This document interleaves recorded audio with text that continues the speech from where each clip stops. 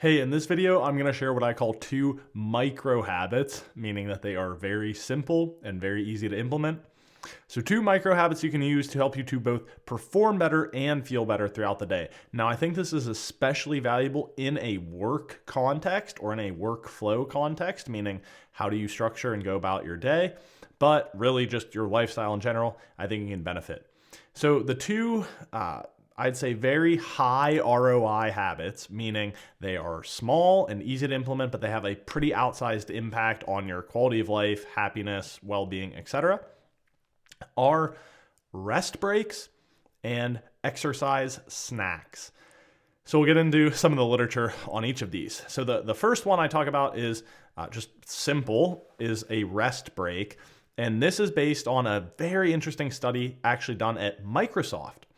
So what they did is they had 2 groups of people. I think they had about 14 people, and they had them work all day EEGs on. So if you've ever seen, these are like, maybe you've seen pictures of this or something where people have all these like little stickers stuck on their head and there's wires running off of them. And it's kind of like a dreadlocks or something, but just wires going back. And that's used to monitor brain activity. So they had 2 groups of people, both wearing these all day. And the first group had 4 hours of 30-minute meetings back to back to back to back, changing topics in each meeting. Sometimes it would be like reorganizing an office or planning a new project, etc.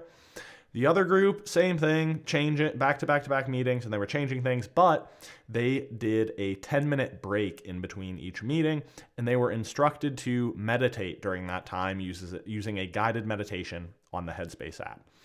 So they just wanted to see how the structure of your day and your workflow actually affects your neurological functioning.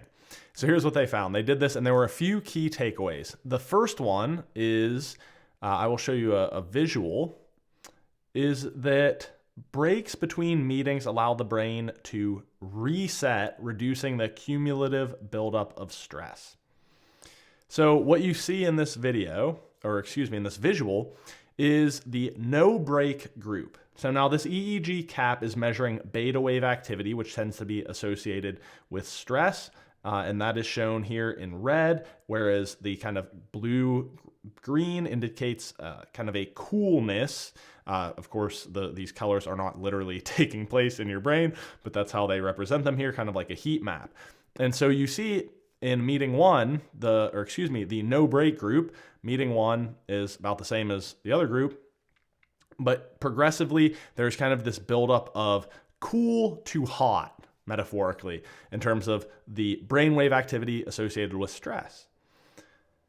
Now you see in the second group, the group that has the breaks, this pattern does not occur. The stress levels are fairly low throughout the whole time period. So coming back to me, what the takeaway is there is that literally on a neurological level, we can see differences. And having these back-to-back-to-back meetings, it kind of builds up stress, and we don't have time to, of course, metaphorically cool down. But it turns out that metaphor is fairly accurate in terms of our felt experience of processing all this information. Now I'm going to show you a second visual. And what they found is that back-to-back meetings can actually decrease your ability to focus and engage. So in this visual, what you'll see is they tried to gauge how withdrawn people were versus, again, how kind of interactive and engaged they felt. And they looked at a specific brainwave pattern known as frontal alpha asymmetry. And what they saw is that those who had the break had much, much higher levels of this pattern, which is again associated with focus and cognitive performance, whereas, of course, the no break group struggled with that. Finally, coming back to me, a third thing they found that I thought was interesting was not only the differences in cumulative stress, which we talked about in the first piece of this, but actually that the transition points between meetings, when you didn't have the built-in break, were a kind of trigger for higher stress levels. So you can kind of imagine that if you've ever been in a bunch of back-to-back meetings and you're trying to like wrap up this one and get everything done and then jump into the next one and stay organized, is it actually causes like peaks and elevations in stress level, whereas of course the group that had the margin or the cushion didn't have that activation. So what we learn is that there is a kind of some neuroscience here. Of course, this is not published in a journal, but it's pretty darn practical, done by Microsoft, which shows that a perhaps fairly simple intervention you can implement to improve both your cognitive performance and your well-being is layering in some short breaks between meetings, particularly if those meetings involve context switching or task switching, which means you're jumping from one subject to the other. A simple way to do that, many calendar programs, this is a nice hack actually, you can change your default meeting length to say 25 minutes instead of 30, or to 50 minutes instead of 60, and that's a really convenient way to automatically build this into your daily workflow. Okay, so summary is it is important to take cognitive rest throughout the day.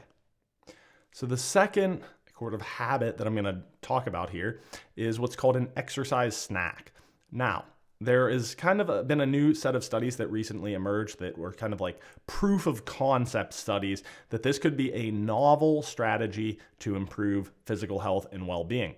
And the premise of an exercise snack is kind of like what it sounds like, that a lot of times we don't have time to commit to going to the gym or doing some intense long bout of exercise throughout the day. But we may be able to commit to a few small bursts kind of intermixed throughout the day. And so the common example they gave and how it worked in many of their studies is they took people in the lab and had them for about a minute go really, really hard on the stair climber, do whatever they were doing for a few hours, come back, do a minute really hard, come back, and do that 3 or 4 times a day. And what they've seen in some of these initial studies is that the biomarkers related to cardiorespiratory function, which is kind of like your cardiovascular health, as well as cardiometabolic health, seem to be moving generally in a positive direction. I also think it's interesting that they point out that this helps not just with, of course, the exercise piece directly, but prolonged sitting, because prolonged sitting, which is very common in our workday, reduces blood flow and actually causes a buildup of physiological stress. And it turns out that the detrimental effects of sedentary behavior on vascular function, which is like blood flow and cardio, can be mitigated when exercise is performed before, during, or immediately after the extended bout of prolonged sitting.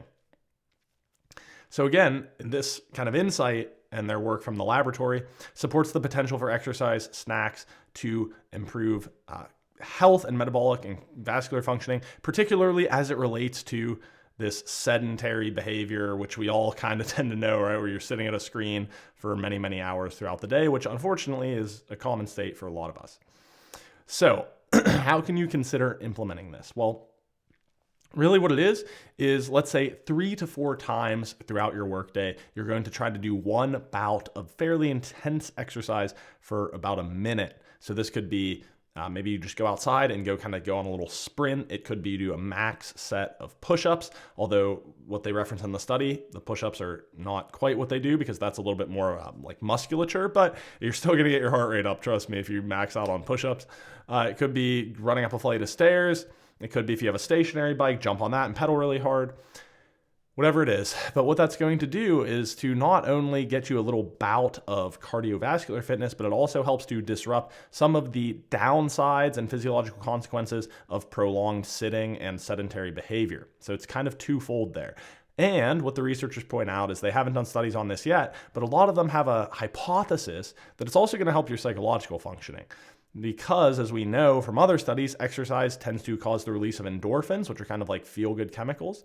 And so it's going to break up your day, help with some cognitive recovery, and likely give you a little bit of a boost in terms of your mood and perceived sense of energy. So that is the second piece, is you may want to consider, in addition to the breaks, which I discussed just before, layering in a handful of exercise snacks, about 1-minute bouts of intense exercise through your day can help you to improve both your physical health, it seems likely, and most likely your mental health and the cognitive performance as well. So I hope this video was helpful. Of course, on this channel, I do my best to always share science-based tools to be happier in work and in life. And I think this one is a very high ROI, small thing you can implement right away that's going to help you in both work and, of course, in life. So there you have it. Rest breaks and exercise snacks. Here's a video that YouTube suggests that you'll like. And as always, you can find more videos on my channel, and I put always resources and references down below to my articles, written resources, as well as the citations for some of the studies I'll talk about in these videos. So that's all for now. Thanks for watching, and I'll see you next time.